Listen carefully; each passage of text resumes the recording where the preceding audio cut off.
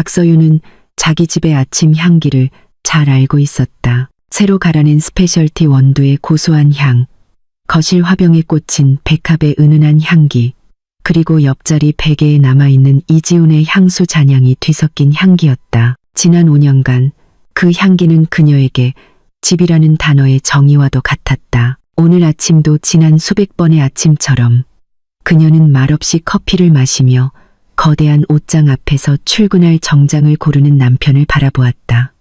이지훈은 매력적인 남자였다. 서윤은 인정해야만 했다. 결혼 5년이 지났어도 그의 카리스마는 조금도 사라지지 않았다. 다부진 체격, 깔끔한 얼굴, 그리고 가장 완고한 이사회 임원들마저 녹여버리는 미소를 가졌다. 그는 아주 평범한 집안 출신이었다. 그 사실을 그는 종종 영웅적인 드라마처럼 부풀려 이야기하곤 했다. 마치 혼자 힘으로 세상을 정복한 왕자님처럼. 아이러니하게도 그 세상은 바로 서윤의 것이었지만 말이다. 서윤은 아버지가 맨손으로 일군 비즈니스 제국의 유일한 상속녀였다. 부동산과 호텔업을 아우르는 거대 복합기업 유성그룹이 이제 그녀의 손에 있었다.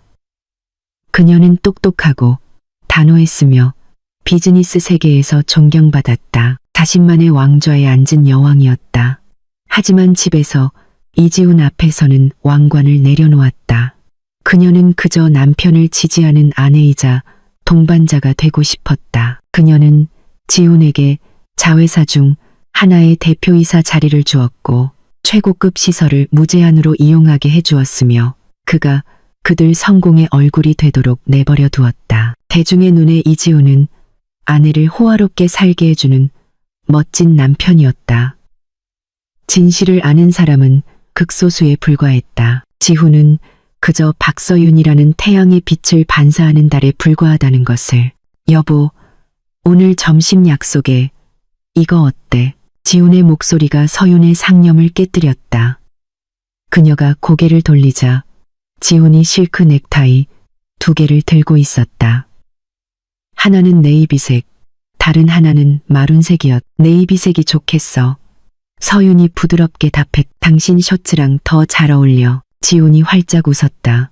한때 서윤을 사랑에 빠지게 했던 미소였다. 역시 당신이 최고야. 그는 다가와 서윤의 이마에 입을 맞췄다. 그의 비싼 향수 냄새가 확 풍겼다. 아침부터 좀 지나네. 오늘 오전에 홍콩에서 온 투자자들이랑 중요한 회의가 있어서 아마 좀 늦게 들어올 것 같아. 서윤은 고개를 끄덕였다. 그 말에 익숙해져 있었다. 중요한 회의, 잠재 고객, 새로운 프로젝트. 최근 몇 달간 그 핑계는 점점 더 잦아졌다. 예전에는 회의 내용을 상세히 이야기해주고 전략에 대해 함께 의논하곤 했는데 이제 그의 대답은 항상 짧고 모호했다. 서윤이 더 깊이 물어보려 하면 지훈은 웃으며 말했다. 여보, 그런 기술적인 문제로 머리 아파하지 마. 그건 내가 알아서 할게. 당신은 그냥 편히 앉아서 결과만 즐기면 돼. 뭔가 잘못되었다. 서윤의 마음속 작은 경보음은 이미 오래전부터 울리고 있었다. 하지만 그녀는 계속해서 그 소리를 억눌렀다. 믿고 싶지 않았다. 이 천국을 그녀 스스로의 손으로 만들었다. 단지 의심 하나 때문에 모든 것을 불태워버릴 수는 없었다. 하지만 작은 증거들이 계속해서 쌓여갔다. 마치 그들의 반짝이는 가구 위로 먼지가 서서히 쌓이듯. 함께 가본 적 없는 레스토랑에서 저녁 식사를 한 신용카드 청구서가 있었다. 한밤중에 걸려온 전화는 서윤이 침대에서 뒤척이자마자 바로 끊어졌다. 그의 양복 재킷에는 중년의 비서 향수가 아닌 낯선 여자의 향수 냄새가 희미하게 배어 있었다. 서윤은 그저 편집증일 뿐이라고 했어 무시하려 했다. 아마 그냥 피곤해서일 거야. 유성그룹 같은 거대 기업을 경영하면서 완벽한 아내가 되려고 노력하는 것은 정말 힘든 일이었다. 그녀는 남편을 그들이 함께 쌓아 올린 사랑을 믿고 싶었다. 그녀의 모든 것을 기꺼이 내어주게 만든 그 사랑을. 아, 맞다, 여보. 지훈이 그의 고급 손목시계를 매만지며 말했다. 그 시계는 서윤이 결혼 3주년 기념일 선물로 준 것이었다. 고객 접대비로 추가 자금이 5억 원 정도 필요할 것 같아. 알다시피 이런 사람들은 잘 대접해야 프로젝트가 순조롭게 진행되거든. 서유는 그를 바라보았다. 이런 요구는 처음이 아니었다. 지금까지 그녀는 한 번도 묻지 않았다. 그저 그녀가 절대적으로 신뢰하는 재무 담당 최 부장에게 짧은 메시지를 보내 지훈의 개인 계좌로 돈을 이체하라고 지시할 뿐이었다. 그것이 아내로서의 지지의 일부라고 믿었다. 하지만 오늘은 약간의 의심이 싹 텄다. 어떤 프로젝트 말이야, 지훈 씨? 그녀는 목소리를 최대한 평온하게 유지하려 했으며 물었다. 지훈의 표정이 아주 잠깐, 찰나의 순간 동안 변했다. 하지만 서윤의 훈련된 눈은 그것을 포착하기에 충분했다. 제주도 리조트 개발 프로젝트 말이야. 전에 얘기했었잖아. 이제 최종 단계라서 총력을 다해야 해. 서윤은 침묵했다. 그녀는 회사에서 진행 중인 모든 프로젝트를 알고 있었다. 제주도 리조트 프로젝트는 분명히 존재했지만 아직 초기 기획 단계였다. 홍콩은커녕 투자자와의 미팅 일정조차 잡히지 않았다. 거짓말은 너무나 매끄럽고 자연스러워서 고통스러울 정도였다. 하지만 서윤은 그저 조용히 고개를 끄덕였다. 알았어. 내가 처리해 놓을게. 고마워, 여보. 지훈이 그녀의 뺨에 다시 한번 입을 맞췄다. 이번에는 더 빨랐다. 나 먼저 갈게. 사무실에서 조심해. 현관문이 닫혔다. 정적과 함께 서서히 사라져가는 지훈의 향수 냄새만 남았다. 서윤은 멍하니 앉아 있었다. 컵 속의 커피는 이미 식어 있었다. 그녀가 만든 천국이 마치 유리로 만들어진 것처럼 느껴졌다. 아름답고 반짝이지만 너무나도 연약하게. 그날 아침 그녀는 처음으로 그 표면 전체에 작은 균열들이 있다는 것을 깨닫기 시작했다. 그리고 그 균열을 만지면 모든 것이 산산조각 날까봐 두려웠다. 그녀는 휴대폰을 들었지만 연락한 사람은 최 부장이 아니었다. 갤러리를 열어 결혼사진을 보았다. 지훈은 그녀를 꼭 껴안고 행복하게 웃고 있었다. 그때 서윤은 지훈의 눈에 담긴 시선이 진정한 사랑이라고 믿었다. 이제는 그것이 사랑이었는지 아니면 평생의 잭팟을 터뜨린 복권 당첨자의 시선이었는지 확신할 수 없었. 서윤은 약간의 소리를 내며 찻잔을 내려놓았다. 너무 오랫동안 스스로 눈을 감고 있었다. 그녀는 사업가였다. 리더였. 일에 관한 한 그녀의 직감은 단 한 번도 틀린 적이 없었다. 왜 가정사에서는 그 직감을 꺼버렸을까? 그녀는 일어섰다. 이제 그녀의 눈빛이 변했다. 눈가의 부드러움은 사라지고 어려운 결정을 내릴 준비가 된 최고 경영자의 날카로운 섬광이 그 자리를 대신했다. 그녀는 자신의 천국을 파괴하지 않을 것이다. 단지 그곳에 몰래 숨어 들어온 악마를 쫓아낼 뿐이다. 그녀는 진실을 알아낼 것이다. 그것이 얼마나 쓰라리든 상관없었다. 만약 배신이 존재한다면 그 배신자는 자신에게 무슨 일이 닥칠지 결코 알지 못할 것이다. 서윤은 소리치거나 울지 않을 것이다. 그녀는 미소 지을 것이고 그 미소는 배신자의 모든 것을 끝내는 시작이 될 것이다. 하루는 조용한 긴장감 속에서 흘러갔다. 서윤은 외과 의사의 정밀함으로 계획을 실행했다. 그녀는 지훈이 요청한 5억 원의 이체를 승인했다. 하지만 최 부장에게 그 돈의 흐름을 추적하라고 지시했다. 결과는 예상대로였다. 그 돈은 투자자 접대에 사용된 것이 아니라 다른 계좌로 즉시 옮겨져 고급 스포츠카의 할부금을 내는 데 사용되었다. 서윤이 그들의 집 차고에서 한 번도 본 적 없는 차였다. 집에서 서윤은 완벽하게 자신의 역할을 연기했다. 그녀는 여전히 다정한 아내였다. 아침 식사를 준비하고 지훈의 하루가 어땠는지 물었으며 허구의 회의와 프로젝트에 대한 새로운 거짓말들을 옅은 미소를 띤 채 들어주었다. 지훈이 내뱉는 모든 거짓말은 그가 스스로 자신에 관해 박는 못과 같았다. 오만함과 자유에 너무 취해버린 지훈은 아내의 눈에 서린 차가운 변화를 눈치채지 못했다. 그는 서윤의 침묵을 체념의 한 형태로 여겼다. 하지만 그것은 폭풍전의 고요함이었다. 그날 오후 서윤은 자신에게 작은 사치를 허락하기로 했다. 그녀는 서울에서 가장 호화로운 쇼핑 중심지 세계적인 디자이너 부티크들이 즐비한 청담동으로 향했다. 정말로 쇼핑을 하고 싶었던 것은 아니었다. 그저 생각할 공간이 필요했다. 집에서의 연극을 벗어나 그녀는 한 카페에 앉아 캐모마일 차를 주문하고 앞으로의 계획을 정리했다. 그녀는 이미 친구이자 유능한 변호사인 김지연에게 연락을 해두었다. 그들의 만남은 내일로 예정되어 있었다. 마음이 어느 정도 진정되자 서윤은 지하 주차장으로 걸어갔다. 그녀의 발걸음은 익숙한 차 한 대를 보고 멈췄다. 직접 본 적은 없었지만 형광등 불빛 아래 반짝이는 강렬한 빨간색의 포르쉐 911이었다. 번호판은 아직 새 것이었다. 최 부장이 그녀에게 준 결제 서류에 적혀 있던 것과 똑같은 차였다. 심장이 세차게 뛰었다. 상심 때문이 아니라 아드레날린 때문이었다. 그녀가 쫓던 사냥감이 눈앞에 있었다. 그리고 아니나 다를까 로비 문에서 한 여자가 나타났다. 나이는 20대 중반쯤, 쇼핑보다는 클럽에 더 어울리는 딱 붙는 드레스를 입은 키 크고 늘씬한 몸매였다. 얼굴은 예뻤지만 눈빛에는 오만함과 우월감이 가득했다. 그 여자는 거만한 걸음으로 빨간 스포츠카를 향해 걸어갔. 서윤은 멀리서 그저 지켜볼 뿐이었다.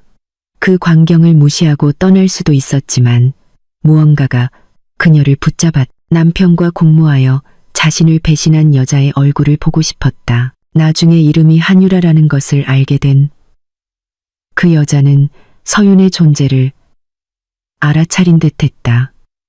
그녀의 눈은 주위를 훑다가 마침내 서윤의 시선에 멈춰 고정되었다. 새빨간 립스틱을 바른 입술에 냉소적이고 승리에 찬 미소가 그려졌다. 차에 타는 대신 유라는 서윤에게 다가왔다. 왔구나. 서윤은 생각했다. 진실의 순간이 그녀는 몸을 곧게 펴고 최대한 무표정한 얼굴을 했. 안녕하세요. 박서윤 사모님. 유라가 꾸며낸 공손한 말투로 인사했지만 그녀의 눈은 조롱하듯 춤추고 있었다. 혼자이신가 봐요? 안녕하세요. 서윤이 짧게 답했다. 그녀는 쓸데없는 말장난에 낭비할 시간이나 에너지가 없었다. 유라가 작게 웃었다. 칠판을 손톱으로 긁는 듯한 소리였다. 그녀는 머리카락을 뒤로 넘겼다. 귀에 달린 다이아몬드 귀걸이를 과시하려는 연극적인 동작이었다. 서윤이 지난주에 보석 카탈로그에서 본 것과 같은 모델의 귀걸이였다. 그냥 인사드리고 싶었어요. 제 애인의 아내를 만났는데 인사를 안 하는 건 예의가 아닌 것 같아서요.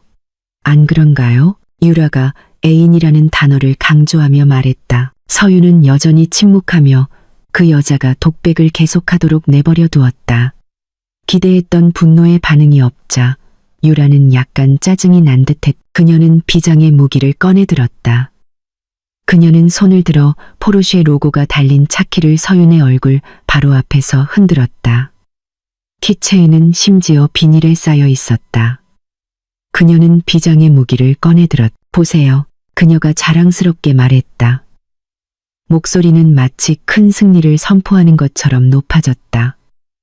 지훈 씨가 이걸 사줬어요. 유라는 잠시 멈춰 그 순간을 즐긴 후 서윤을 무너뜨리기 위해 준비한 문장을 내뱉었다. 제가 집에 있는 재미없는 늙은 아내보다 훨씬 더 가치 있다는군요. 그 말은 서윤의 뺨을 때리지는 않았지만 어떤 물리적인 따기보다 더 고통스럽게 느껴졌다. 그 말들은 그녀의 자존심을 찌르고 갈기갈기 찢어 그녀를 무가치하게 느끼게 하려고 만들어졌다. 유라는 기다렸. 그녀의 눈은 기대감으로 반짝이며 분노의 폭발, 눈물 또는 적어도 충격으로 창백해진 얼굴을 기대했다. 하지만 그녀는 그 어떤 것도 얻지 못했다. 대신 서윤은 미소를 지었다. 슬픈 미소나 억지 미소가 아니었다. 그것은 진심에서 우러나온 옅고 유라가 이해할 수 없는 무언가로 가득 찬 미소였다.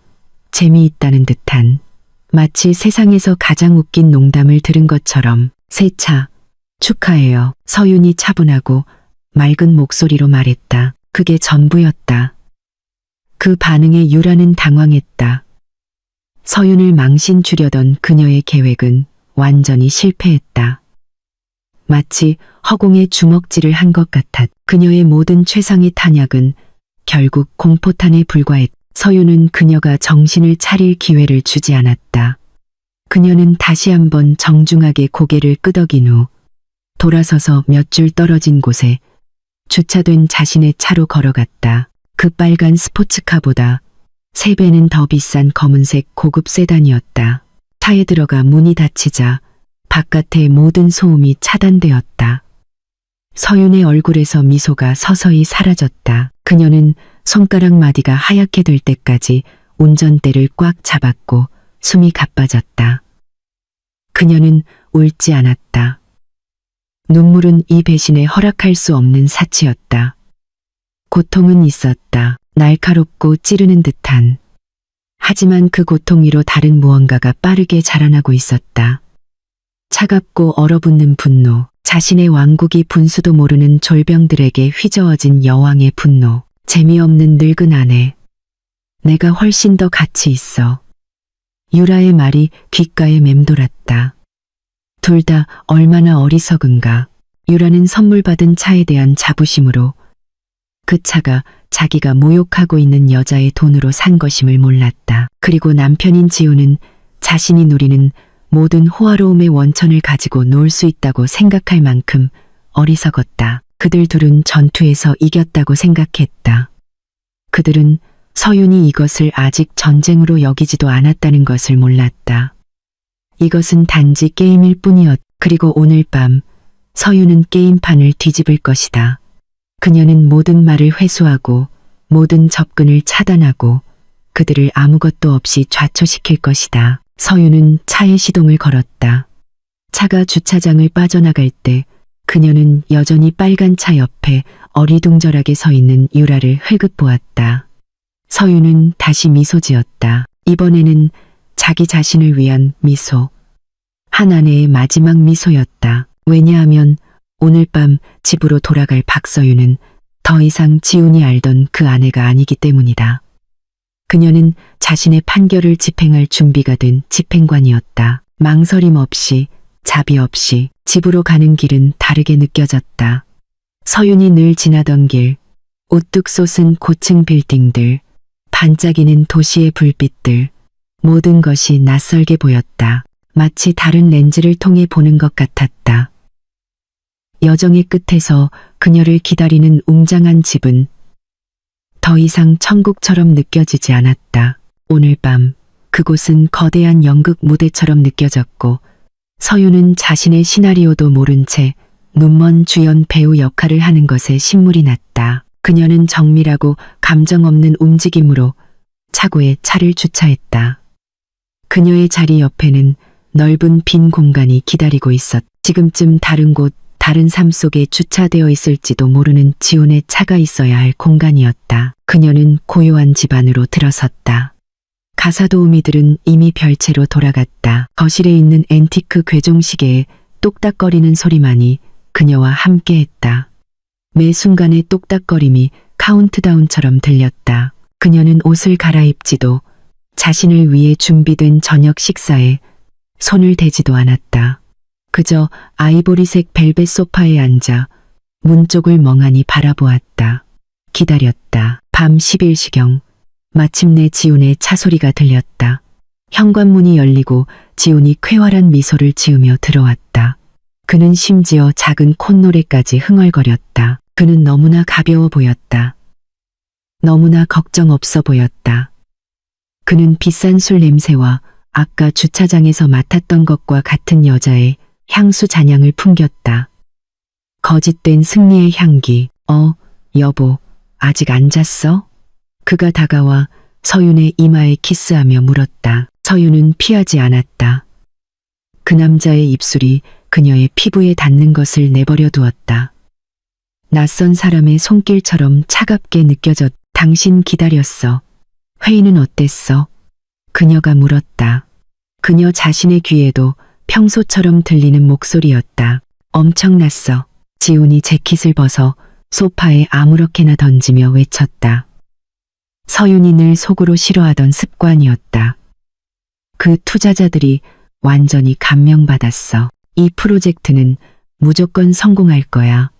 나중에 크게 축하 파티하자. 서윤은 그저 고개를 끄덕였다. 잘 됐네. 피곤하겠다. 씻어. 나도 곧 들어갈게. 자신의 안락한 영역 밖의 상황을 전혀 읽지 못하는 지우는 순순히 고개를 끄덕였다. 너무 늦지 마. 그가 침실로 사라지기 전에 장난스럽게 윙크하며 말했다. 그때 서윤이 움직였다. 욕실에서 샤워기 소리가 들리기 시작하자 그녀는 일어나 침실이 아닌 서재로 향했다. 그 방은 그녀 왕국의 통제센터였고 방음 처리가 되어 있으며 최첨단 보안 시스템으로 보호받고 있었다. 이곳에서 그녀는 가장 강력하고 가장 자기 자신다워지는 것을 느꼈다. 그녀는 푹신한 가죽 의자에 앉아 회사의 개인 서버에 연결된 노트북을 켰다. 그녀의 손가락이 무서운 속도로 키보드 위를 춤췄다. 해킹할 필요는 없었다. 대주주로서 그녀는 자신의 이름과 관련된 모든 금융 정보에 접근할 수 있었고 여기에는 그녀가 지훈에게 준 공동 계좌와 추가 신용카드도 포함되어 있었다. 가장 먼저 연 화면은 지난 6개월간의 공동 계좌 거래 내역이었다. 그녀의 눈은 숫자와 설명의 행들을 빠르게 훑었다. 며칠 전에 5억 원 이체가 시작점이었다. 최 부장이 보고한 대로 그 돈은 즉시 고급차 딜러에게 전달되었다. 끝. 첫 번째이자 가장 노골적인 증거가 확인되었다. 하지만 서윤은 거기서 멈추지 않았다.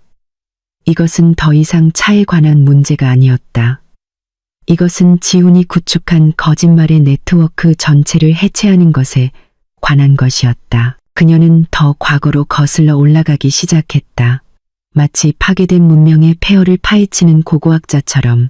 그리고 그녀가 발견한 것은 그녀를 역겹게 했다. 명확한 패턴이 있었다.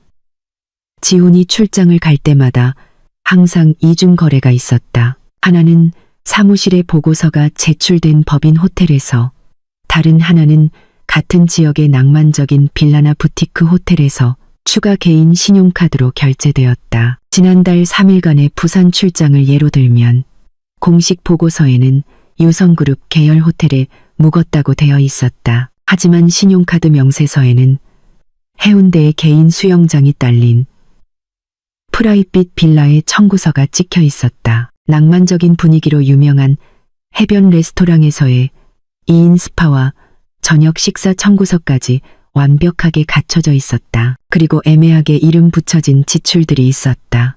고객 접대비는 알고 보니 명품 보석 부티크에서의 결제였다.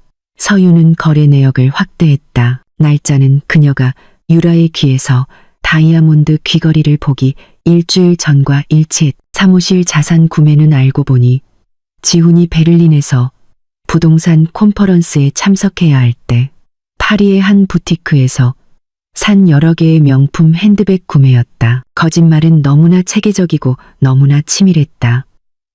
지훈은 단지 바람을 피우는 것이 아니었다. 그는 자신의 애인을 위해 호화로운 평행 세계를 구축하고 있었고 서윤이 그 모든 비용을 대고 있었다. 유라가 과시한 모든 사치의 한 푼, 그녀의 몸에 걸쳐진 모든 디자이너 의상, 그녀가 마신 모든 샴페인 한 방울이 모두 서윤의 노력과 가족의 유산으로 산 것이었다. 그녀의 마음속 고통은 이제 무감각해졌고 뼛속까지 파고드는 차가운 분노로 대체되었다. 그녀는 지훈의 후불 전화요금 청구서에 접근할 수 있는 다른 폴더를 열었다. 한 번호로 수백 통의 전화와 메시지가 있었다. 이름 없이 숫자만 나열된 번호였다. 가장 긴 통화는 심야에 이루어졌다. 지훈이 야근 중이거나 잠이 안 온다고 주장하던 시간들이었다. 그녀는 그들의 대화 내용을 들을 필요가 없었다. 그녀 앞의 데이터는 완전하고 역겨운 그림을 그리기에 충분했다. 그녀는 모든 증거를 저장하고 암호화된 하드드라이브에 사본을 만들었다. 기소 준비를 하는 검사처럼 증거를 수집했. 모든 은행 명세서, 모든 신용카드 청구서, 모든 통화 기록은 지훈의 운명을 봉인할 못들이었다. 욕실의 샤워기 소리가 멈췄다. 서윤은 화면 구석의 시계를 흘끗 보았다. 거의 1시간 동안 이 추적에 몰두해 있었다. 빠른 움직임으로 그녀는 모든 애플리케이션 창을 닫고 검색 기록을 지우고 노트북을 껐다. 그녀는 일어나 옷매무새를 가다듬고 서재를 나와등 뒤에서 문을 잠갔다. 그녀가 침실에 들어섰을 때 지훈은 이미 침대에 누워 반바지만 입고 있었고 머리는 아직 약간 젖어 있었다. 그는 서윤을 보고 미소 지었다. 이제야 오네. 밖에서 잠든 줄 알았잖아. 그가 옆에 빈자리를 툭툭 치며 말했다. 서윤은 화장대로 걸어가 느리고 절제된 동작으로 화장을 지우기 시작했다. 거울에서 지훈의 얼굴이 비치는 것을 볼 수 있었다. 이제는 끔찍한 가면처럼 보이는 잘생긴 얼굴이었다. 이메일 몇 개만 처리하느라 그녀가 거짓말을 했다. 지훈에게 거짓말하는 것이 이제는 너무나 쉽고 너무나 자연스럽게 느껴졌다. 그녀는 전문가에게서 배웠. 그녀는 밤의 루틴을 마치고 마침내 지훈 옆에 누웠다. 그 남자는 즉시 그녀를 끌어안고 뒤에서 껴안으며 그녀의 귀에 속삭였다. 모든 것에 고마워, 여보. 당신 없이는 내가 이렇게 될 수 없었을 거야. 그 문장의 아이러니는 너무나 날카로워서 서윤은 거의 웃을 뻔했다. 그녀는 그저 뻣뻣한 몸으로 그 남자의 품에 안겨 가만히 있었다. 그녀는 눈을 감았다. 잠들기 위해서가 아니라 계획을 세우기 위해서였다. 그날 밤 5년 만에 처음으로 그녀는 남편에게 등을 돌리고 잠들었다. 단지 물리적으로 뿐만 아니라 정신적으로도. 디지털 발자국은 말을 했고 그녀의 마음속 고요한 법정에서 판결은 내려졌다. 이제 남은 것은 집행뿐이었다. 다음날 아침 연극은 계속되었다. 서윤이 먼저 일어나 커피를 내리고 아무 일도 없었다는 듯이 식탁에 앉았. 지훈이 내려왔을 때 그녀는 평소와 같은 미소로 그를 맞이했다. 지훈이 뭔가 이상하다고 느꼈다 해도 그는 자기 세상에 너무 바빠서 알아차리지 못했다. 그는 회사의 날개를 펼칠 계획에 대해 자랑하며 아침 식사를 해치웠다. 서윤은 그저 들으며 남편의 입에서 나오는 모든 거짓말을 마음속으로 기록하며 가끔 고개를 끄덕일 뿐이었다. 나 오늘 오랜만에 친구랑 점심 약속 있어. 아마 그 후엔 사무실로 안 돌아갈 것 같아. 서윤이 빵에 잼을 바르며 말했. 누군데? 지훈이 휴대폰에 더 집중하며 건성으로 물었다. 지연이. 우리 못 본 지 꽤 됐거든.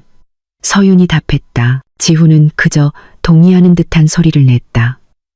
김지연이라는 이름은 어떤 의심도 불러일으키지 않았다. 그는 지연이 대학 시절부터 서윤의 가장 친한 친구라는 것을 알고 있었다. 그는 지연이 이 도시에서 가장 무서운 이혼 전문 변호사 중 한 명이라는 것은 몰랐다. 그들은 한 5성급 호텔의 프라이빗 레스토랑에서 만났다. 절대적인 비밀이 보장되는 방에서 지연이 기다리고 있었다. 그녀는 서윤과 정반대였다. 서윤이 고요한 물이라면 지연은 타오르는 불이었다. 머리는 짧게 잘랐고 스타일은 날카로웠으며 그녀의 시선은 아주 작은 디테일도 놓치지 않았다. 네가 여기서 만나자고 했을 때부터 내 예감이 안 좋았어, 서윤아. 지연이 웨이터가 물을 따르기도 전에 바로 말했다. 서윤은 시간을 낭비하지 않았다. 그녀는 테이블 위에 태블릿을 놓고 지연 쪽으로 밀었다.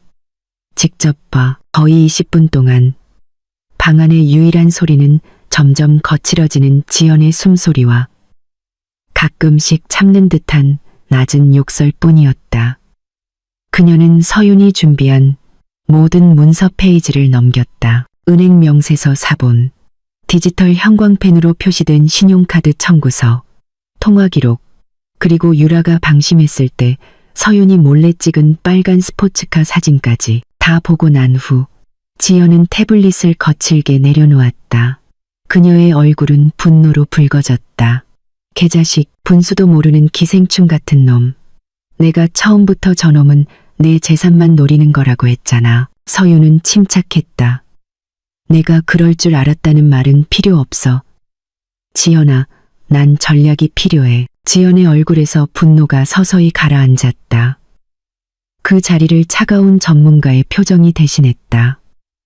그녀는 친구 모드에서 변호사 모드로 전환했다. 오케이, 첫째. 우리 혼전 계약서는 아주 강력해. 결혼 전 내 명의의 모든 자산, 그리고 내 가족 유산에서 비롯된 모든 자산은 전적으로 내 소유야. 그건 이미 안전해. 회사는 어때? 그는 자회사 중 하나의 대표이사인데 서윤이 물었다. 그건 네가 그에게 준 자리야. 언제든지 회수할 수 있어. 이사회는 100%널 지지할 거야. 자기 이름으로 된 주식은 없지? 단 한 주도 없어. 서윤이 단호하게 답했다. 좋아. 지연의 눈이 번뜩였다. 우리 계획은 은밀한 작전이야. 모든 탄약을 준비해. 이혼 소송, 해고 통지서, 자산 동결. 그가 전혀 예상하지 못할 때 모든 방향에서 동시에 공격하는 거야. 다시는 일어설 수 없을 정도로 세게 넘어뜨릴 거야. 지연은 노트에 법적 전략의 요점들을 적기 시작했다. 그들은 재산 분할, 법원에 제출할 이혼 사유 불능과 금융사기, 그리고 불필요한 드라마 없이 그를 집에서 내쫓는 방법까지 모든 세부 사항을 논의했다. 가장 중요한 건 서윤아. 지연이 친구를 뚫어지게 바라보며 말했다. 디데이까지 넌 평소처럼 행동해야 해. 어떤 감정도 드러내지 마. 그가 의심할 만한 아주 작은 이유도 주지 마. 우리에겐 절대적인 기습 요소가 필요해. 걱정 마. 서윤이 답했다. 그녀의 눈은 얼음처럼 차가웠다. 그는 전혀 의심하지 못할 거야. 점심 식사 후 서윤은 집으로 돌아가지 않았다. 그녀는 바로 유성그룹 본사로 향했다. 웅장한 로비를 지나며 직원들에게 친절한 미소로 인사했. 평소처럼 그녀 안에서 휘몰아치는 폭풍을 아는 사람은 아무도 없었다. 그녀는 자신의 사무실로 최 부장을 불렀다. 서윤의 아버지가 살아계실 때부터 최 씨 가문을 위해 일해온 40대 후반의 남자인 최 부장은 조용하고 정중하게 들어왔. 그는 충성심과 효율성의 화신이었다. 그는 서윤이 작은 소녀에서 리더로 성장하는 것을 지켜봤고 그의 충성심은 한 번도 흔들린 적이 없었다. 서윤은 잡담을 하지 않았다. 그녀는 수조 원 가치의 회사 인수 지시를 내릴 때와 같은 눈빛으로 최 부장을 바라보았. 최 부장님, 아주 비밀스럽고 민감한 임무가 있습니다. 그녀가 무미건조한 목소리로 말했다. 최 부장은 고개를 끄덕였다. 준비됐습니다. 사장님, 제 명의의 모든 자산 통제권을 회수하는 데 필요한 모든 서류를 준비해 주세요. 모든 공동 계좌를 단독 소유로 전환하고 모든 은행의 이지훈 씨 이름의 추가 신용카드를 취소하라는 통지서를 준비하세요. 모든 투자 매니저에게 연락해서 그의 접근 권한을 철회시키고요. 저로부터 비롯된 그의 이름으로 된 모든 금융의 문을 완전히 닫고 싶습니다. 최 부장은 표정 변화 없이 들었다. 하지만 서윤은 그의 눈에서 희미한 이해의 빛을 볼 수 있었다. 그는 분명 오랫동안 무언가 의심해왔겠지만 그의 프로 정신이 그것을 말하는 것을 막았을 것이다. 이 모든 것은 서윤이 계속했다. 실행하지 말고 준비만 해두세요. 모든 서류는 부장님의 개인 금고에 보관하세요. 단 한 사람도 알아서는 안 됩니다. 제 신호를 기다리세요. 제가 지금이라는 한 단어의 짧은 메시지를 보내면 그 즉시 모든 버튼을 동시에 눌러주세요. 알겠습니다, 사장님. 최 부장의 목소리는 확고했다. 오늘 중으로 모두 준비해 놓겠습니다. 한 가지 더.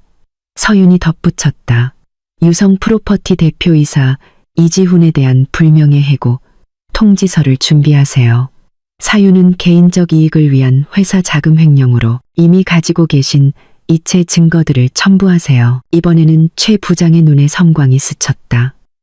놀라움이 아니라 만족감이었다. 기꺼이 하겠습니다, 사장님. 최 부장이 나간 후 서유는 의자에 기댔다.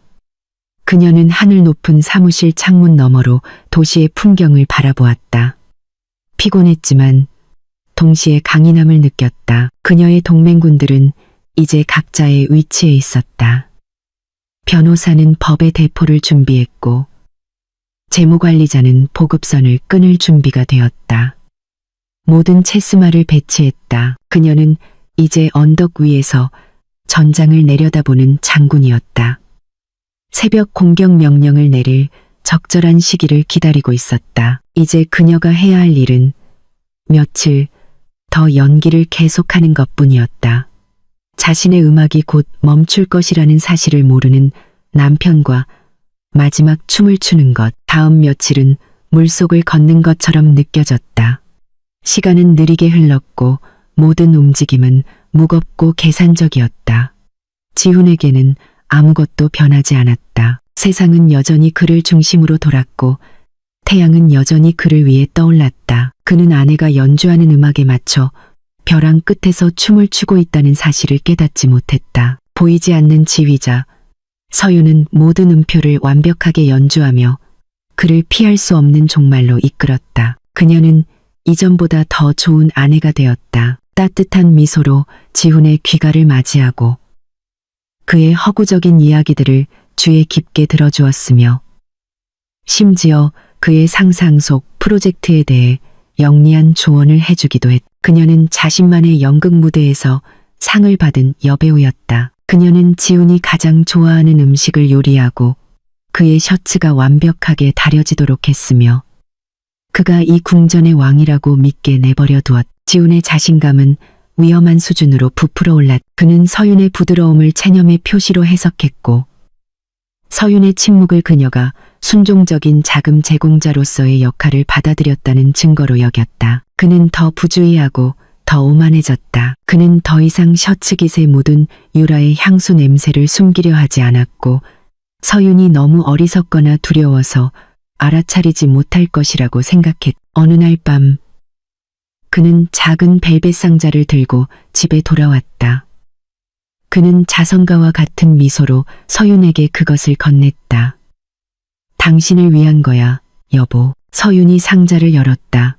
안에는 평범한 디자인의 은브로치가 있었고 가짜로 반짝이는 몇 개의 큐빅 지르코니아로 장식되어 있었다. 그것은 그녀가 결코 착용하지 않을 장신구였다. 어머니의 유품 보석 컬렉션과 비교하면 모욕처럼 느껴지는 값싼 물건이었다. 그녀는 이것이 입막음용 돈이라는 것을 알았다. 때때로 찔릴지도 모르는 지훈의 양심을 달래기 위한 작은 재물. 고마워, 지훈 씨. 예쁘네. 서윤의 목소리는 진심처럼 들렸다. 그녀는 심지어 지훈이 그 브로치를 그녀의 블라우스에 달아주는 것을 허락했다. 그녀는 거울에 비친 자신의 모습을 보며 만족스러운 미소를 짓고 뒤에 서 있는 남편을 보았다. 서윤의 눈에 그 브로치는 치욕의 배지처럼 보였다. 결전의 밤은 서윤이 지연과 만난 지 일주일 후에 찾아왔다. 지훈은 외출 준비를 하고 있었다. 그는 최고의 정장을 입고 향수를 아낌없이 뿌렸으며 매우 신나 보였다. 오늘 밤이 결정적인 밤이야, 여보. 그가 침대에서 책을 읽고 있는 서윤에게 말했다. 내 최대의 잠재 투자자와 저녁 식사를 할 거야. 이 거래가 성사되면 우리는 두바이에 지사를 열게 될 거야. 서윤은 책을 덮었다. 그녀는 지훈의 차에 몰래 설치한 추적기를 통해 그 남자의 목적지가 비즈니스 호텔이 아니라 도시에서 가장 낭만적이고 비싼 프렌치 레스토랑이라는 것을 알고 있었다. 지훈이 예전에 그녀에게 청혼했던 바로 그 레스토랑이었다. 아이러니했. 오늘 밤에 뭐 필요한 거 있어? 서윤이 자신의 역할을 연기하며 물었다. 지훈의 얼굴이 환해졌다. 이것이 그가 기다리던 미끼였다. 아, 마침 잘 물어봤네.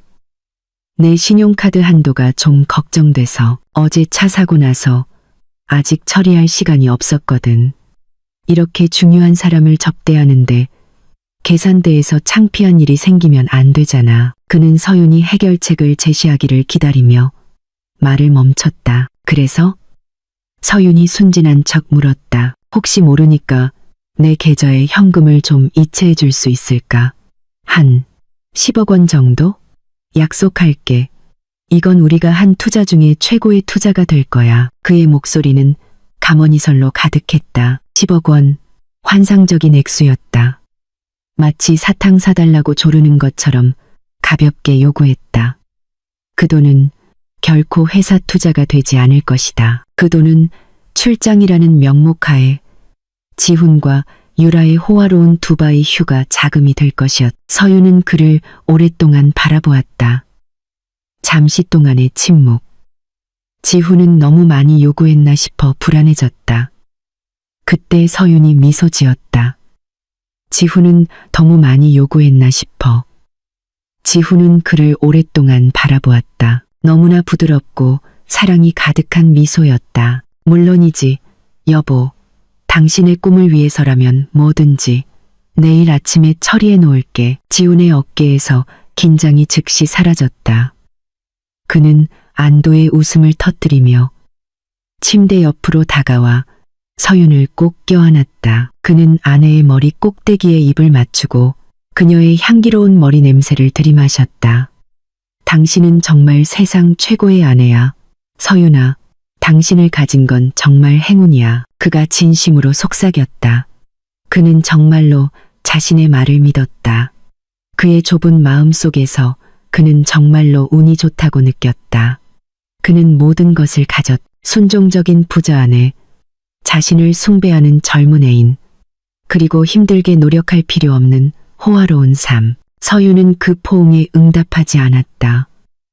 그녀의 손은 그저 옆에 가만히 있었다. 그녀는 눈을 감고 그 마지막 거짓말이 자신을 감싸도록 내버려 두었다. 그녀는 등 뒤에서 지훈의 안정적인 심장 박동을 느낄 수 있었다. 몇 시간 안에 자신의 삶이 끝날 것이라는 것을 모르는 남자의 심장 박동. 그녀는 먹잇감에게 안긴 뱀이었다. 독을 주입하기 전 마지막 온기를 즐기고 있었다. 오늘 밤 잘 되길 바라. 지훈이 마침내 포옹을 풀었을 때 서윤이 말했다. 당연히 잘 될 거야. 지훈이 자신감 넘치게 답했다. 그는 차키를 들고 서윤을 향해 손키스를 날린 후 승자의 발걸음으로 방을 나섰다. 서윤은 움직이지 않고 그 자리에 있었다. 지훈의 차가 집마당에서 멀어지는 소리가 들릴 때까지 남겨진 정적은 너무나도 짙게 느껴졌다. 그녀는 침대에서 일어나 창가로 걸어가 밤의 어둠을 응시했다. 춤은 끝났다. 조종자는 마지막 음을 연주했다. 이제 서윤이 무대를 차지할 차례였다. 그녀는 침대 옆 탁자에 놓인 휴대폰을 집었다. 화면이 밝아지며 최 부장님이라는 이름의 연락처가 나타났다. 그녀의 손가락이 키패드 위를 맴돌았. 모든 것을 무너뜨릴 한 단어를 쓸 준비가 되어 있었다. 지훈의 차가 완전히 시야에서 사라지고 텅 빈 길 위에 오만함의 흔적만을 남긴 후 서윤은 몇 분 동안 창가에 서 있었다. 그녀는 집의 정적이 자신을 감싸게 하며 앞으로 일어날 일의 증인이 되게 했다. 망설임도 후회도 없었다. 오직 차갑고 절대적인 명료함만이 있었다. 그녀는 지훈에게 스스로 목을 맬 충분한 밧줄을 주었다. 오늘 밤 그녀는 단지 그 의자를 걷어찰 뿐이었다. 그녀는 침대로 돌아갔다. 눕기 위해서가 아니라 등바디를 곧게 펴고 가장자리에 앉기 위해서였다. 그녀는 휴대폰을 들었다. 밝은 화면이 그녀의 무표정한 얼굴을 비췄다. 메시지 앱을 열고 최 부장님 연락처를 선택했다. 커서가 명령을 기다리며 깜빡였. 망설임 없이 그녀는 한 단어를 입력했다. 지금. 전송 버튼을 눌렀다. 메시지가 보내졌다. 즉시 확인 표시 2개가 나타났다. 전송되었고 익혔다. 도시의 다른 편.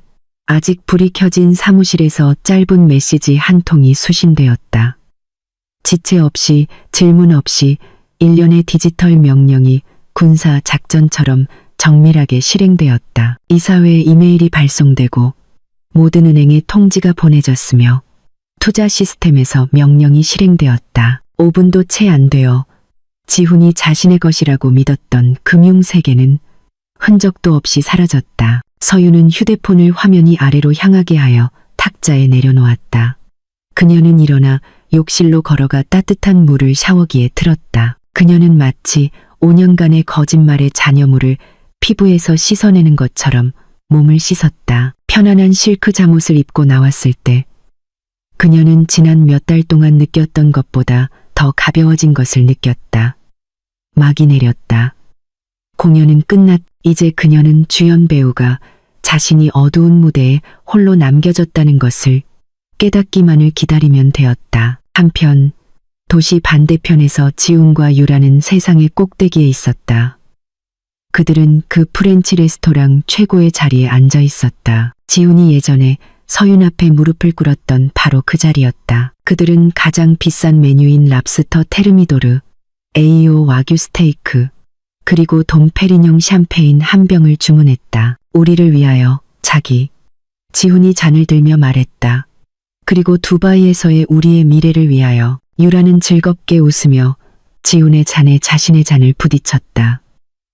정말 기대돼. 벌써 부르즈 할리파에 있는 아파트들을 보고 있었어. 전망이 정말 멋질 거야. 네가 원하는 건 뭐든지 예쁘나. 하늘이 한 개야. 지훈이 약속했다. 그는 무적이라고 느꼈. 그는 서윤을 정복했고 그녀의 돈을 얻었으며 이제 이 아름다운 젊은 여자를 곁에 두었다. 그는 세상의 왕이었다. 그들은 여유롭게 저녁을 즐기며 웃고 호화로운 삶을 계획했다. 계산서가 나왔을 때 환상적인 액수가 적혀 있었다. 지훈은 그저 미소 지었다. 그는 항상 자랑스럽게 여기던 금속 재질의 블랙카드를 꺼내 술탄처럼 웨이터에게 건넸다. 몇 분 후 웨이터가 약간 어색한 얼굴로 돌아왔다. 죄송합니다, 손님. 카드가 거절되었습니다. 지훈의 얼굴에서 미소가 굳었다. 거절? 그럴 리가.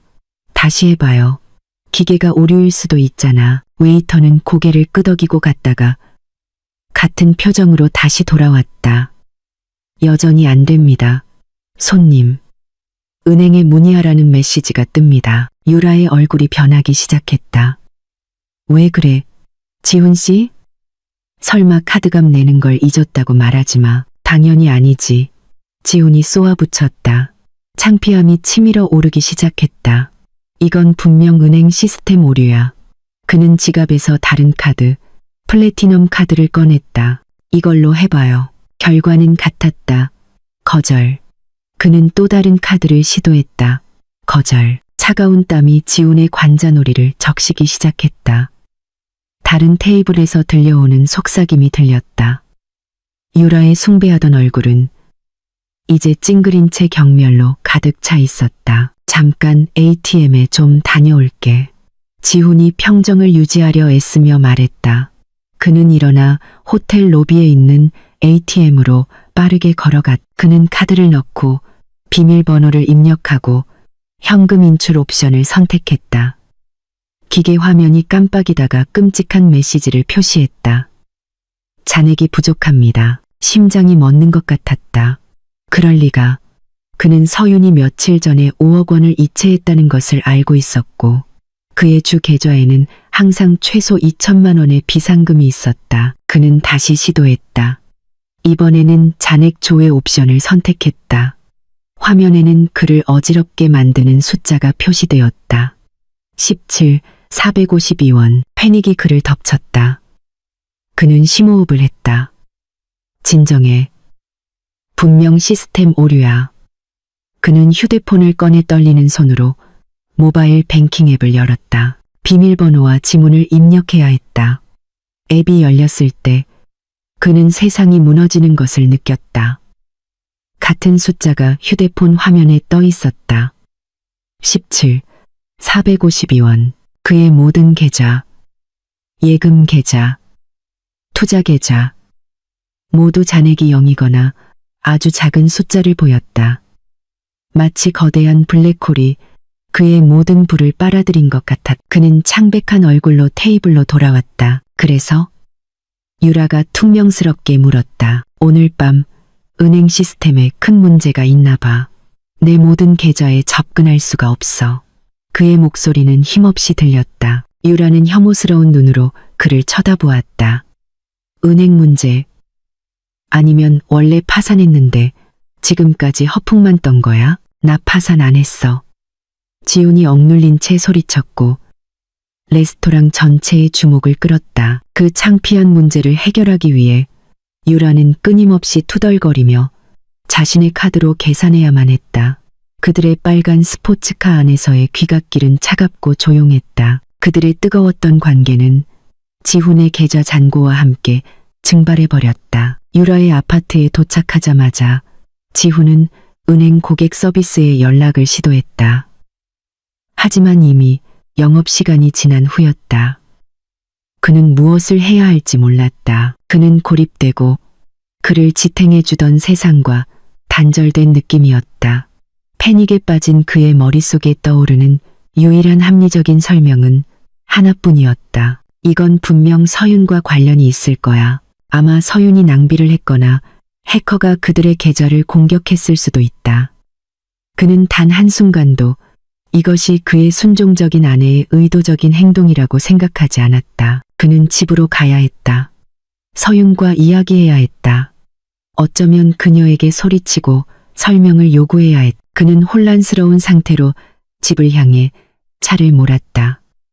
아파트 창문에서 차가운 시선으로 그를 바라보는 유라를 뒤로 한 채 그는 재판장, 배심원, 그리고 사형 집행인이 모두 같은 사람인 자신의 재판정을 향해 질주하고 있었다는 것을 깨닫지 못했다. 집에서 그를 조용히 기다리고 있는 바로 그 여자. 지훈의 귀갓길은 지옥의 한 조각이었다. 그의 생각은 차의 속도보다 더 빠르게 달렸다. 불가능한 퍼즐 조각들을 맞추려 했었다. 시스템 오류? 모든 은행이 동시에 그의 계좌에만 문제를 일으킬 리가 없었다. 해킹? 누가 그를 해킹하겠는가? 그는 그렇게 중요한 적이 없었. 그의 마음속 모든 길은 항상 한 이름, 서윤에게로 돌아왔다. 하지만 그의 추측은 여전히 막연하고 초점이 맞지 않았다. 아마 서윤이 그에게 말도 없이 큰 구매를 해서 공동계좌의 모든 자금을 써버렸을 것이다. 그래, 분명 그거야. 여자들은 정말 지출을 통제할 줄 모른다. 아니면 서윤이 무언가에 놀라 큰 돈을 안전한 곳으로 옮겼을 수도 있다. 멍청하긴. 그 여자는 돈이 어떻게 돌아가는지 전혀 이해하지 못했다. 분노가 그에게 에너지를 주었다. 유라와 레스토랑 손님들 앞에서 겪은 창피함은 맹렬한 분노로 변했다. 비난할 대상을 찾았고 서윤은 가장 쉬운 목표였다. 그는 문을 박차고 들어가 아내에게 소리치고 그녀의 부주의함에 대한 설명을 요구한 다음 서윤이 울며 사과한 후에 너그럽게 용서하는 상상을 했다. 그 시나리오는 그가 잃어버린 통제감을 약간 되찾게 해주었다. 그가 완벽하게 관리된 정원으로 둘러싸인 긴 진입로로 차를 몰았을 때 그 웅장한 광경은 오히려 따귀처럼 느껴졌다. 정원 등불이 켜져 평온하고 평화로워 보이는 집의 외관을 비추고 있었다. 그의 내면의 폭풍과는 대조적인 고요함이었다. 그는 자신의 승리의 상징이었던 빨간 스포츠카를 거친 타이어, 마찰음과 함께 주차했다. 밤의 고요함 속에서의 위반이었다. 그는 차문을 세게 닫고 정문을 향해 빠르게 걸어갔다. 열쇠를 사용할 필요도 없었다. 티크 나무로 만든 거대한 문은 잠겨 있지 않았. 그는 분노를 터뜨릴 준비를 하고 안으로 들어섰다. 서윤. 그의 목소리가 텅 빈 로비에 울려 퍼졌다. 박서윤. 어디 있어? 위층에서는 아무 대답도 없었다. 그는 서윤이 재앙이 일어난 것도 모르고 이미 잠들었을 것이라고 생각했다. 그의 분노는 더욱 커졌다. 그는 넓은 거실을 지나 주 침실로 향했다. 하지만 그의 발걸음이 멈췄다. 따뜻한 독서등 불빛 아래 약간 어두운 가족실에서 그는 그녀를 보았다. 서유는 자고 있지 않았. 그녀는 자신이 가장 좋아하는 1인용 소파에 앉아 실크 잠옷을 입고 무릎 위에는 두꺼운 표지의 책을 올려놓고 있었다. 옆에 작은 테이블에는 아직 희미한 김이 피어오르는 찻잔이 있었다. 그녀는 너무나 평온하고 너무나 평화로워 보였다. 마치 고요한 밤을 즐기고 있는 것처럼. 그 광경은 너무나 잘못되었고 지훈이 느끼는 혼란과 너무나 맞지 않아서 그를 당황하게 했다. 서윤이 책에서 고개를 들었다. 그녀의 눈이 지훈의 눈과 마주쳤다. 그녀는 놀라거나 두려워 보이지 않았다. 그저 무표정한 얼굴로 그를 바라볼 뿐이었다. 돌아왔어? 그녀가 물었다. 목소리는 평탄했다. 서윤의 평온함은 지훈의 분노의 불길에 부은 기름이었다. 돌아왔냐고. 난 방금 내 인생 최악의 치욕적인 밤을 겪었어. 그런데 넌 내가 돌아왔냐고 묻는 거야. 그의 목소리가 높아지며 방 안의 우아한 정적을 깨뜨렸다. 서윤은 느린 동작으로 책을 덮고 테이블 위에 내려놓았다. 그녀는 의자에서 일어나지 않았다. 치욕적이라니? 왜냐니? 지훈이 냉소적으로 웃으며 우리 아내 사자처럼 서윤 앞에서 서성였다. 우리 카드 전부가 거절됐어. ATM에서 돈을 인출하려고 했는데 잔액이 0원이야. 네가 우리 돈으로 무슨 짓을 했는지 모르겠지만 우리를 파산시켰다고. 알아? 서윤은 차를 한 모금 마셨다. 우리 카드가 아니야. 이지훈 씨. 그 카드는 내 거고 난 파산하지 않았어. 내 재정 상태는 아주 좋아. 그 차분하고 논리적인 대답은 지훈을 더욱 좌절하게 했다. 내 거라니 무슨 말이야? 우린 부부야. 모든 계좌에 무슨 일이 생긴 거야? 대체 무슨 짓을 한 거야? 비싼 거라도 샀어? 다이아몬드? 핸드백? 설명해봐. 서윤아. 그는 아내를 향해 손가락질하며 위협하려 했다. 난 오늘 아무것도 사지 않았어. 서윤이 놀라운 인내심으로 답했다. 그럼 왜 돈이 다 사라진 건데? 설마 사기라도 당했거나 아니면 우리 시스템이 해킹당한 거 아니야? 세상에, 서윤아, 분명 그거야. 당장 경찰에 신고해야 해. 우리 모든 자산이, 내 자산은 괜찮아. 서윤이 다시 말을 잘랐다. 그녀의 목소리는 여전히 평온했지만 이번에는 약간의 차갑고 찌르는 듯한 음색이 섞여 있었다. 단지 당신의 접근 권한에만 문제가 생긴 것 같네. 지훈은 서성이는 것을 멈췄다. 그 마지막 문장이 마침내 그의 분노의 안개를 뚫고 들어왔다. 단지 당신의 접근 권한에만 문제가 생겼다. 그것은 더 이상 사고처럼 들리지 않았다. 의도적인 행동처럼 들렸다. 그는 아내를 바라보았다. 그날 밤 처음으로 그녀를 제대로 바라보았다. 그의 앞에 앉아있는 여자는 그가 알던 박서윤이 아니었다. 부드러움도 체념도 없었다. 그녀의 눈에는 낯선 무언가, 강철처럼 단단한 무언가가 있었다. 끔찍한 불길한 예감이 그의 등골을 타고 올라왔다. 그는 방금 덫에 걸렸다는 것을 깨달은 먹잇감처럼 느껴졌다. 그게 무슨 말이야? 그가 물었다. 그의 목소리는 이제 모든 오만함을 잃고 약간 떨리고 있었다. 서윤은 찻잔을 내려놓았다. 그녀는 지훈의 눈을 똑바로 쳐다보았다. 너무나 날카로운 시선이라 지훈은 마치 발가벗겨진 것 같은 기분이 들었다. 정적이 방을 감쌌고 괴종시계의 똑딱거리는 소리만이 점점 더 크게 느껴졌다. 지훈이 알던 삶의 마지막 순간들을 세고 있었다. 지훈은 침을 삼켰다. 목이 바짝 마르는 것 같았다. 그는 더 이상 소리치지 않았다. 그는 다가가 여전히 앉아있는 서윤 앞에 섰다. 아내를 내려다보기 위해 약간 몸을 숙여야 하는 매우 불편한 자세였다. 서윤아. 그가 속삭였다. 그의 목소리는 이제 애원하는 것처럼 들렸다. 무슨 일이 일어나고 있는지 말해줘. 그의 내면의 폭풍은 가라앉았다. 그 자리를 차갑고 짙은 두려움이 대신했다. 그는 아내의 얼굴을 바라보았다. 그가 지금까지 안전과 호화로움의 보증수표로 여겼던 얼굴. 그리고 처음으로 그는 자신이 그녀를 전혀 알지 못했다는 것을 깨달았다. 대체 무슨 짓을 한 거야? 그가 다시 물었다. 원래는 비난이었던 문장이 이제는 절망적인 질문으로 변해 있었다. 절망이 가득한 그 질문을 듣고 서윤의 내면에서 무언가가 마침내 움직였다. 그녀가 며칠 동안 쓰고 있던 평온의 가면은 금이 간 것이 아니라 의도적으로 벗어 던져졌다.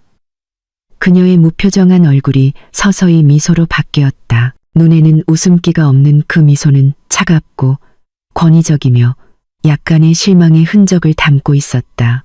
자신에게 무례를 범한 필멸의 인간에게 판결을 내리는 여신의 미소였다. 내가 무슨 짓을 했냐고.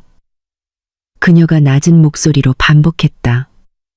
난 그저 내 것을 되찾았을 뿐이야. 지우는 혼란스럽게 그녀를 쳐다보았다. 내 것? 서윤아, 우리 이 모든 걸 함께 이뤘잖아. 서윤이 작게 웃었다. 건조하고 유머 없는 웃음소리였다. 스스로를 속이지 마, 이지훈 씨. 지금 이 순간까지도 당신은 아무것도 이루지 않았어. 당신은 그저 내가 내 성에 머물도록 허락한 손님이었고 내 왕의 옷을 입도록 허락했으며 내 장난감을 가지고 놀도록 허락했을 뿐이야. 모든 단어가 딱이었다. 지훈은 정말로 뺨을 맞은 것처럼 한 걸음 물러섰다. 무슨 소리를 하는 거야? 서윤은 대답하지 않았다. 그녀는 옆에 있는 테이블로 손을 뻗었다. 찻잔을 들기 위해서가 아니라 어둠 속에서 보이지 않게 놓여있던 두꺼운 갈색 서류 봉투를 집기 위해서였. 그녀는 그것을 그들 사이에 커피 테이블 위에 놓고 열었다. 설명이 필요하다며? 좋아, 시작해볼까? 그녀는 이사회 회의를 주재하는 CEO의 말투로 말했다. 그녀는 첫 번째 종이를 꺼냈. 그것은 큰 사이즈의 광택 사진이었다. 유라가 빨간 포르쉐에 거만하게 기대어 승리에 찬 미소를 짓고 있는 사진. 유라가 알아차리지 못한 각도에서 찍힌 그 사진은 그녀의 오만함의 정수를 완벽하게 포착했다. 지훈의 얼굴이 즉시 창백해졌다. 그는 그 여자를 알아보았다. 그 차를 알아보았다. 그는 말을 하려고 입을 열었다. 반박을 찾고 변명을 찾았다. 하지만 아무 소리도 나오지 않았다. 서윤은 그를 기다리지 않았다. 그녀는 그 사진 위에 다음 장을 올려놓았다. 은행 계좌 명세서 사본이었다. 그녀는 노란색 형광펜으로 몇몇 거래를 표시해 두었다. 이건 내 계좌에서 당신 계좌로 이체된 5억 원이야. 그리고 그 아래 이건 당신 계좌에서 이 차의 계약금을 딜러에게 지불한 내역이지. 내 돈으로 그녀에게 사준 차. 그리고 그녀는 그걸 나한테 자랑스럽게 보여주면서 집에 있는 재미없는 늙은 아내보다 자기가 훨씬 더 가치 있다고 말했지. 서윤은 유라의 말을 감정 없는 평탄한 어조로 되풀이했고 그것이 오히려 1000배는 더 찌르는 듯하게 들렸다. 지훈은 숨을 헐떡였다. 그는 유라가 그렇게 어리석을 줄은 상상도 못했다. 서윤은 계속해서 증거를 하나씩 테이블 위에 올려놓으며 이미 이긴 게임의 카드처럼 쌓아 올렸다. 이건 그녀가 1년의 신용카드 청구서를 내려놓으며 말했다. 당신이 누사두아에서 회의에 참석해야 했던 바로 그 날짜에 세민약의 낭만적인 빌라에서 숙박한 증거야. 퍼플스파 청구서까지 완벽하게 갖춰져 있지. 이 보석 부티크 영수증 한 장은 지금쯤 그녀가 하고 있을 다이아몬드 귀걸이고 이건 또 다른 청구서 뭉치, 명품 가방들, 비싼 저녁 식사, 셀 수 없이 많은 선물들. 모두 접대비나 엔터테인먼트 비용으로 처리됐더군. 당신은 단지 바람을 피운 게 아니야. 이지훈 씨. 당신은 당신 자신의 가정 안에서 부패를 저질렀어. 당신의 주 자금원에서 자금을 횡령한 거야. 지훈은 테이블 위의 종이 더미를 멍하니 바라보았다. 그것은 그의 거짓말로 가득 찬 삶 전체였다. 문서 형태로 깔끔하게 제시되어 있었다. 부인할 틈도 변명할 여지도 없었다. 그는 너무나 명백하게, 너무나 창피하게 현장에서 잡혔다. 그는 무너졌다. 무릎에 힘이 풀려 서윤 앞에 두꺼운 카펫바닥에 주저앉았. 성공하고 권력 있는 남자로서의 그의 이미지는 몇 분 만에 산산조각 났다. 서윤아, 나. 그는 말을 더듬으며 단어를 찾으려 했었다. 설명할 수 있어. 미안해. 내가 잘못했어. 제발 용서해줘. 눈물이 그의 뺨을 타고 흐르기 시작했다. 자신의 행동을 후회하는 것이 아니라 들킨 것을 후회하는 남자의 눈물이었다. 서윤은 의자에서 그를 내려다보았다. 그녀의 위치는 이제 더 높았다. 그녀는 발 아래에 무릎 꿇고 있는 남자를 내려다보았다. 동정심도 연민도 없었다. 오직 안도감만이 있었다. 사과하기엔 너무 늦었어. 서윤이 조용히 말했다. 내 게임은 끝났어. 그녀는 서류 봉투에서 마지막 문서를 꺼냈다. 가장 두꺼운 스테이플러로 찍힌 문서였. 그녀는 그것을 테이블 위로 밀어 바닥에 주저앉아 있는 지훈 바로 앞에 멈추게 했다. 이게 뭐야? 지훈이 속삭였다. 눈물 어린 눈이 문서의 표지를 바라보았다. 이혼 소송 서류야. 서윤이 답했다. 오늘 아침에 내 변호사가 접수했어. 이 모든 증거들로 절차는 아주 빠르게 진행될 거야. 당신은 아무것도 얻지 못해. 우리 혼전 계약서는 아주 명확하거든. 지훈은 문서를 보고 다시 서윤을 보았다. 완전한 절망이 이제 그의 얼굴에 그려졌다. 안 돼, 서윤아. 제발 이러지 마. 사랑해. 그녀랑 헤어질게. 약속해. 우리 다시 시작할 수 있어. 우리가 함께한 5년을 생각해봐. 내가 비용을 댄 5년 말이지. 서윤이 날카롭게 말을 잘랐다. 그리고 사랑? 웃기지 마. 당신은 날 사랑하지 않았어. 당신은 내 돈을, 내가 제공한 시설을, 내 옆에 서서 얻는 지위를 사랑했지. 그리고 이제 그 모든 것이 끝날 거야. 서윤은 마침내 의자에서 일어섰다. 그녀는 가족실 문으로 걸어갔다. 그녀의 움직임은 우아하고 망설임이 없었. 오늘 밤 당장 내 집에서 나가. 그녀의 목소리가 조용한 방에 울려 퍼졌다. 내 모든 편의 시설은 철회됐어. 그 스포츠카는 내가 할부를 내지 않을 거라. 내일 아침 딜러가 회수해 갈 거야. 내 비싼 옷들, 시계들, 이 집에 있는 모든 것은 내 거야. 지금 입고 있는 옷만 가져가도 좋아. 그녀는 문지방에서 멈춰 마지막으로 지훈을 돌아보았다. 그 남자는 여전히 바닥에 무릎 꿇고 자신의 배신 증거더미 사이에서 흐느끼고 있었다. 당신은 내 인생에 아무것도 없이 들어왔어. 서윤이 마음속으로 준비해둔 문장을 반복했다. 그리고 똑같은 방식으로 떠나게 될 거야. 그 말을 한 후 그녀는 돌아서서 걸어갔다. 지훈을 그의 삶의 폐허 한가운데에 홀로 남겨두고 한 아내의 마지막 미소는 주어졌고 그와 동시에 문은 영원히 굳게 닫혔다. 대리석 바닥 위로 멀어지는 서윤의 발소리는 지훈이 들어본 소리 중 가장 귀청이 터질 듯한 소리였다. 모든 발걸음은 그의 남은 세상을 부수는 거대한 망치 소리 같았다. 그는 여전히 바닥에 무릎 꿇고 종이 위에 인쇄된 자신의 어리석음의 증거들에 둘러싸여 있었다. 방 안의 공기는 무겁게 느껴졌다. 가슴을 짓눌러 숨쉬기조차 힘들었다. 서윤이 남기고 간 정적은 어떤 비명보다 더 무서웠다. 잠시 동안 그는 움직이지 않았다. 뇌가 현실을 처리하기를 거부했다. 이건 악몽일 거야.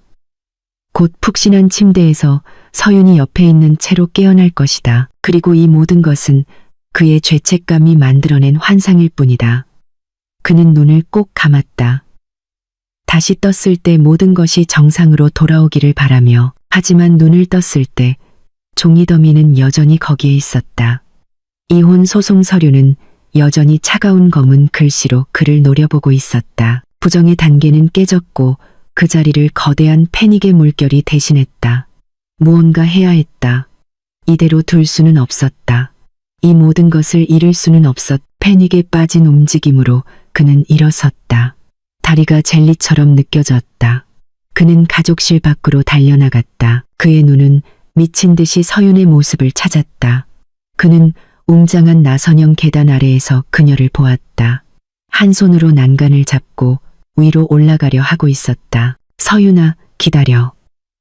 그가 외쳤다. 그의 목소리는 울음과 절망으로 쉬어 있었다. 서윤은 멈췄지만 돌아보지는 않았다. 그녀의 곧고 당당한 등은 뚫을 수 없는 벽처럼 느껴졌다. 지훈은 그녀에게 달려가 팔을 잡았다. 그의 손길은 얼음 조각상을 만지는 것처럼 잘못된 느낌이었다. 제발 이러지 마. 우리 얘기 좀 하자.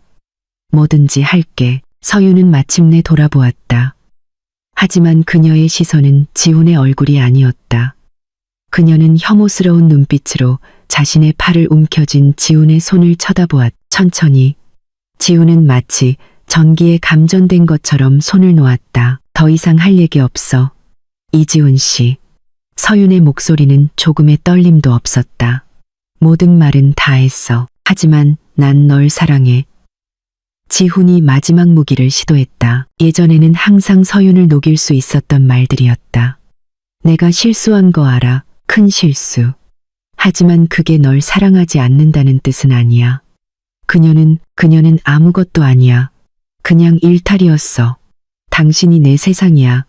서윤아. 예전에는 그토록 효과적이었던 조종이 이제는 공허하고 애처롭게 들렸다. 서윤은 눈도 깜빡이지 않았다. 내가 네 세상이었다면 넌 그걸 망가뜨리지 않았을 거야. 넌 그걸 지켰겠지.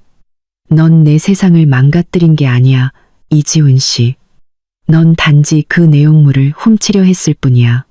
그리고 이제 내 시간은 끝났어. 그녀는 다시 돌아서서 차분하고 확고한 걸음으로 계단을 하나씩 오르기 시작했다. 절망은 지훈의 이성을 잃게 했다. 그는 패배를 받아들일 수 없었다. 나 안 가. 그가 소리쳤다. 그의 목소리가 높은 롭이 벽에 부딪혀 울렸다. 여기도 내 집이야. 난 내 남편이야. 계단 꼭대기에서 서윤이 멈춰 그를 내려다보았다. 그들의 위치는 이제 완전히 역전되었다. 그녀는 궁전의 발코니에서 아래를 내려다보는 여왕이었다. 당신은 더 이상 내 남편이 아니고 여긴 한 번도 당신 집이었던 적이 없어. 이제 남은 자존심이라도 챙겨서 나가. 아니면 내가 그 자존심마저 없이 나가게 만들 테니. 그 위협에 지훈의 피가 끓어올랐다. 네가 날 쫓아낼 순 없어. 서윤은 대답하지 않았다. 그녀는 단지 휴대폰을 꺼내 단축 다이얼을 누르고 귀에 갖다 댔다. 김 반장님, 지금 바로 로비로 와주세요. 집에 돌아가길 거부하는 손님이 있네요. 1분도 채 안 돼요. 건장하고 굳은 얼굴에 경비원 복장을 한 두 남자가 옆문으로 들어왔다. 그들은 경비반장과 그의 부하였다. 지금까지 항상 지훈에게 정중하게 인사하고 문을 열어주고 사장님이라고 부르던 남자들이었다. 그들은 지훈 앞에 멈춰서서 경계태세를 취했다. 가장 고참인 김 반장이 미안하지만 단호한 표정으로 지훈을 바라보았다. 죄송합니다. 이지훈 사장님. 사모님께서 댁을 떠나달라고 요청하셨습니다. 이 광경은 굴욕의 절정이었다. 자신의 직원들에게 자신의 집에서 쫓겨나는 것. 지훈의 얼굴은 분노와 수치심으로 시뻘개졌다. 너희들 나한테 손댈 수 없어. 내가 너희 월급 주는 사람이야. 저희 월급은 박서윤 사모님께서 주십니다. 사장님. 김 반장이 차분하게 답했다. 부디 상황을 더 어렵게 만들지 말아주십시오. 지훈은 두 경비원을 보고 그리고 계단 꼭대기에서 여전히 지켜보고 있는 서윤을 보았다. 마치 마지막 장면이 각본대로 진행되는지 확인하는 감독처럼 그는 자신이 졌다는 것을 깨달았다. 물리적인 저항은 그의 굴욕 목록을 늘릴 뿐이었다. 완전히 패배하여 어깨가 축 늘어진 채 그는 돌아섰다. 그는 두 명의 제복 입은 남자들을 지나 여전히 열려있는 정문으로 걸어갔. 모든 발걸음이 1톤의 무게를 짊어진 것처럼 느껴졌다. 그는 감히 뒤를 돌아보지 못했다.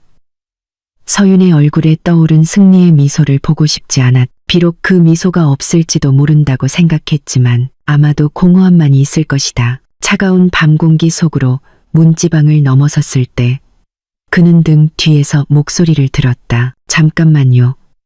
계단 꼭대기에서 서윤이 말했다. 어리석은 희망의 불꽃이 지훈의 마음속에서 잠시 타올랐다. 서윤이가 마음을 바꾼 걸까? 그는 멈춰서서 천천히 돌아보았다. 서윤은 그를 보고 있지 않았다. 그녀는 지훈의 손을 보고 있었다. 차 키는 문 옆 콘솔에 두고 가세요. 그 차는 당신 것이 아니니까. 희망은 순식간에 꺼졌다. 마지막 굴욕. 아무 말 없이 그는 주머니를 뒤져 몇 시간 전까지만 해도 그의 영광의 상징이었던 포르쉐 로고가 밝힌 열쇠를 꺼냈다. 그는 다시 안으로 걸어 들어가 대리석 콘솔 테이블 위에 작은 소리를 내며 그것을 내려놓고 누구도 쳐다보지 않고 다시 나왔. 그가 밖에 서자마자 무거운 티크 나무 문이 그의 등 뒤에서 단호하고 최종적인 딸깍 소리를 내며 닫혔. 안에서 열쇠가 돌아가는 소리가 너무나 선명하게 들리며 그의 운명을 봉인했다. 그는 어둑한 진입로에 홀로 서 있었다. 그의 뒤에는 빛과 온기로 가득한 궁전. 그의 앞에는 어둠과 불확실성.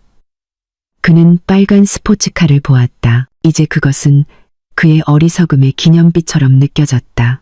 그는 심지어 그것을 타고 떠날 수도 없었다. 그는 주머니를 뒤졌다.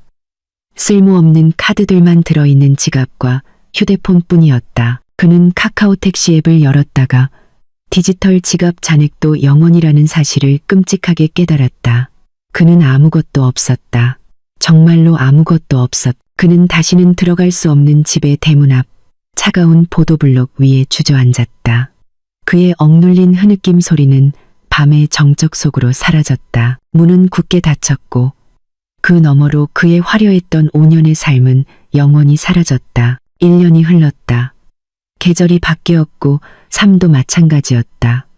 서윤에게 그 1년은 해독과 재건의 과정이었다. 이혼 절차는 지연이 약속한 대로 빠르고 효율적으로 진행되었다. 넘쳐나는 증거 앞에서 지우는 맞설 근거가 없었. 그는 서윤의 삶에 들어왔던 것만큼이나 빠르게 사라졌다. 서서히 희미해지는 흔적만을 남기고 서윤은 새로운 에너지로 다시 일에 뛰어들었다. 감정적인 부담과 에너지를 소모하는 연극이 없으니 그녀의 생각은 더 날카로워졌고 결정은 더 과감해졌다. 유성그룹은 2개의 새로운 고급 호텔 프로젝트를 시작했고 경쟁 부동산 회사를 인수했다. 그녀의 단독 리더십 아래 그녀의 비즈니스 제국은 이전보다 더 밝게 빛났다. 하지만 가장 큰 변화는 재무제표가 아니라 그녀 자신에게 있었다. 침대 옆의 빈자리는 이제 숨 쉴 공간처럼 느껴졌다. 집안의 정적은 더 이상 외로움의 신호가 아니라 평화였다. 그녀는 오래된 취미들을 다시 찾았다. 그림 그리기, 승마, 그리고 배낭 하나만 메고 혼자 여행하기. 그녀의 미소는 이제 더 자주 보였고 진심에서 우러나왔으며 더 이상 의심의 그림자에 가려지지 않았다. 화창한 어느 일요일 오후 서윤은 도심의 트렌디한 루프탑 카페에서 지연과 함께 앉아 있었다. 그들은 아래의 분주한 거리를 바라보며 커피와 케이크를 즐기고 있었. 산들바람이 이제 길게 기른 서윤의 머리카락을 스쳤다. 네가 이렇게 행복해 보이는 건 처음 봐, 서윤아. 지연이 친구를 보며 진심으로 미소 지었다. 내가 직접 지은 감옥에서 막 나온 기분이야. 서윤이 대답했다. 그녀의 눈은 먼 곳을 응시했다. 이상하게도 이제 그를 미워하지도 않아. 아무 감정도 없어. 그는 그냥 비싼 비즈니스 수업이었을 뿐이야. 지연이 웃었다. 너에게 수십억을 벌게 해준 수업 말이지. 그러자 둘은 함께 웃었. 그때 그들의 웃음 속에서 서윤의 주인은 아래 사거리에서 일어난 작은 소동에 쏠렸다. 20년 전쯤 유행했던 낡은 녹색 국산 차 한 대가 도로 한복판에서 멈춰섰다. 엔진룸에서는 짙은 흰 연기가 피어올랐다. 비참하면서도 우스꽝스러운 광경을 연출했다. 뒤따르던 차의 운전자들은 끊임없이 경적을 울리기 시작했다. 낡은 차의 운전석 문에서 한 남자가 나왔다. 그는 색이 바랜 티셔츠와 무릎이 약간 찢어진 청바지를 입고 있었다. 머리는 약간 길고 헝클어져 있었고 얼굴은 오후의 햇볕 아래 지쳐 보였다. 그는 거친 동작으로 엔진룸 덮개를 열었다가 뜨거운 연기가 얼굴에 뿜어져 나오자 당황하며 뒤로 물러섰다. 서윤은 눈을 가늘게 떴다. 그 남자의 자세에서 무언가 익숙한 것이 있었다. 그때 조수석 문이 거칠게 열렸다. 한 여자가 소리를 지르며 나왔다. 그녀는 그 더운 날씨에 너무 꽉 끼는 드레스와 너무 두꺼운 화장을 하고 있었다. 그녀는 분노의 차 운전자를 향해 손가락질했다. 그녀의 움직임은 드라마로 가득했다. 서윤의 시선을 따라가던 지연이 눈을 동그랗게 떴다. 잠깐만. 저건. 서윤이 조용히 고개를 끄덕였다. 그녀의 눈은 아래의 광경에서 떼지 않았다. 그 남자는 지훈이었고 그 여자는 유라였다. 그들은 매우 달라 보였다. 예전에 그들에게 붙어 있던 호화로움과 오만함은 완전히 사라졌다. 그 자리를 절망과 짜증의 기운이 대신했다. 지훈은 더 이상 카리스마 넘치는 젊은 경영자처럼 보이지 않았다. 그는 삶에 패배한 중년 남자처럼 보였다. 유라는 더 이상 상류층 애첩처럼 보이지 않았다. 그녀는 불운에 갇힌 성질 나쁜 여자처럼 보였다. 내가 이 차 정비하라고 했잖아. 근데 당신은 절대 내 말을 안 듣지. 유라의 날카로운 목소리가 그 높은 곳에서도 희미하게 들려왔다. 이제 봐, 우리 늦을 거야. 사람들한테 창피해 죽겠어. 조용히 해. 지훈이 맞받아쳤다. 그의 목소리는 지쳐 들렸다. 내가 정비할 돈이 있는 줄 알아? 월세 내고 넷의 가방 사주느라 돈 다 썼잖아. 연기와 경적 소리 사이에서 벌어지는 그들의 길거리 싸움은 비극적이면서도 우스꽝스러운 구경거리였다. 그들의 추락의 상징이 온 세상이 보도록 전시되고 있었다. 빨간 스포츠카는 연기 나는 고물차로 바뀌었다. 호화로운 아파트는 좁은 월세방이 되었다. 물질에 기반한 사랑은 그 물질이 사라지자 산산조각 났다. 그 광경을 보며 한때 자신을 그토록 아프게 했던 두 사람이 이제는 사소한 일로 서로를 상처 입히는 것을 보며 서윤은 참을 수 없었. 작은 웃음이 그녀의 입술에서 새어나왔다. 그 웃음은 점점 더 커지고 더 자유로워져. 마침내 그녀는 큰 소리로 웃음을 터뜨렸다. 그녀는 입을 가리고 웃음을 참으려 했지만 재미있는 눈물이 오히려 눈가에 맺히기 시작했다. 그것은 씁쓸한 웃음도 복수의 만족감에 찬 웃음도 아니었다. 그것은 순수하고 진심 어린 웃음이었다. 삶이 얼마나 부조리한지를 깨닫는 데서 태어난 웃음. 그녀는 운명의 아이러니를 비웃었다. 그들의 어리석음을 비웃었다. 그리고 그런 남자를 한때 자신의 세상으로 여겼던 과거의 자신을 비웃었다. 지연은 그녀를 잠시 바라보다가 이내 활짝 미소 지었다. 친구가 마침내 과거의 모든 짐에서 완전히 해방된 것을 보고 안도했다. 여전히 웃음기가 남은 채로 서윤은 반쯤 남은 커피잔을 들었다. 그녀는 아래의 광경을 향해 여전히 격렬하게 싸우고 있는 지훈과 유라를 향해 잔을 살짝 들어 올렸다. 조용한 건배의 동작, 때로는 폭풍과 번개의 형태가 아니라 최고의 코미디의 형태로 찾아오는 카르마를 위하여. 그리고 그녀는 그 광경에 등을 돌리고 커피를 마시며 친구와 미래에 대해 이야기하기 시작했다. 그녀는 그 쇼의 끝을 볼 필요가 없었다.